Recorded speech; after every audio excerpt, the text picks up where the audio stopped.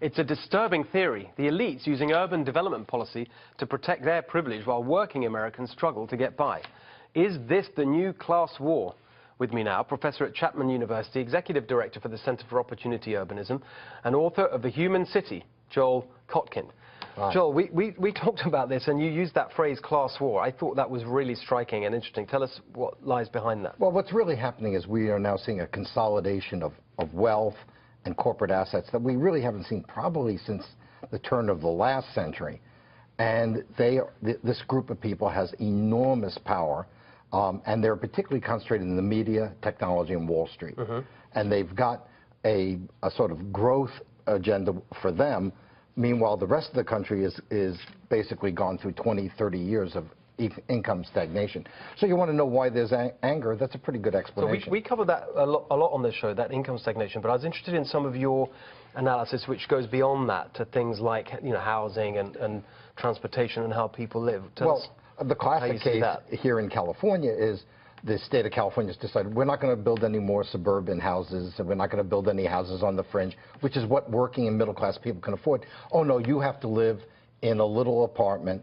And, you know, yeah, you probably won't have a kid, but that's okay, too. And, you know, basically you're talking about essentially warehousing people. And the long-term vision... Warehousing people? Warehousing people in little spaces. That's what it's all about. And at the end of the day, what you're talking about is that people... they really want people who don't have kids, don't get married, live in these little apartments, and are not independent. And the most important thing for the survival of democracy is the reduction in the number of people who are homeowners. That's been dropping. Here in California, it's dropped very dramatically, and particularly among young people. So normally that's presented as a crisis of affordability. You just can't afford to own your own home. Is it as simple as just a financial question, or is there more to it? Well, it's unaffordable because the policies that you have, you know, if you talk to developers, let's say you go to Texas, I spend a great deal of time. In Texas, you know, the developer wants to build 5,000 houses outside of Dallas. He builds 5,000 houses. He tries to build 5,000 houses outside of San Francisco, and he's going to be tortured for 20 years. And so what do you mean tortured? In other words, you go through one regulatory review after another, after another, after another, and then they end up having to give away half of what would make their profits. So you're saying that in some parts of the country, it's possible to build the kind of family homes that working people want, and you can do it in a way that they can afford because it's not so expensive to build them. Exactly. But in other parts, where are the parts of the country where you can't do that? Well, the most expensive is California, particularly coastal California. Parts of New England are very tough. Parts of New York are very tough. But California sort of... People might say there's a political overlay you could put onto this map.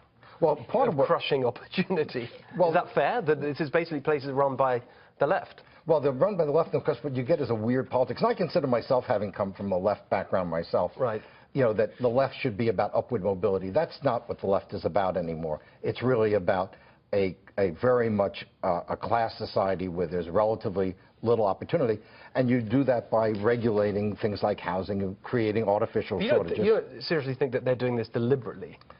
I actually think if you go and you dig deeply, when you ask Greens and some of the urbanists what are their long-term agendas, no cars, no houses, we want people to live in small spaces.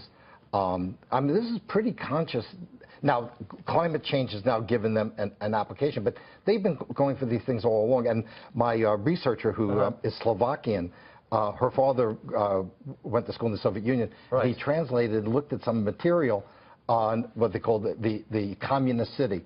And boy, it sounds like a planning document. There's a theme emerging in this show. Later on, when we talk about freedom of speech, we're going to get... Communism is going to come back again. We're going to leave it there for now.